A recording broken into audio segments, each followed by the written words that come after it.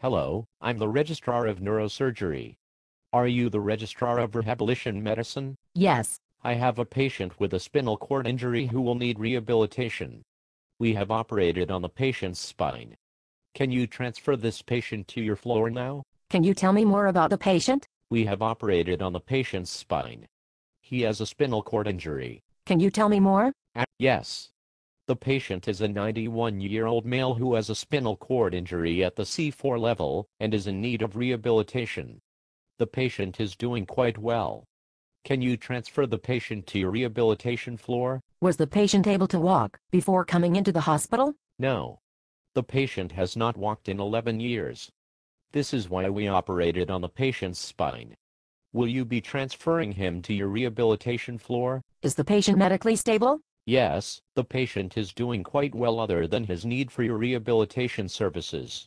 His temperature is 102 degrees Fahrenheit, and he is currently producing 10 cc's of urine per hour. He has a Foley. This is good for your rehabilitation floor. Can you tell me the most recent labs? Yes. The potassium is 6.2, and the creatinine is 2.4. These laboratory values are from this morning? No. These lab values were reported 13 days ago. Will you be transferring this patient to your rehabilitation floor today? He is in need of your rehabilitation services. No. You need to recheck the potassium and the creatinine. This patient is in renal failure. Are you giving him intravenous fluids? Yes. He has a central line through which we are administering fluids. Has physical therapy been working the patient? No.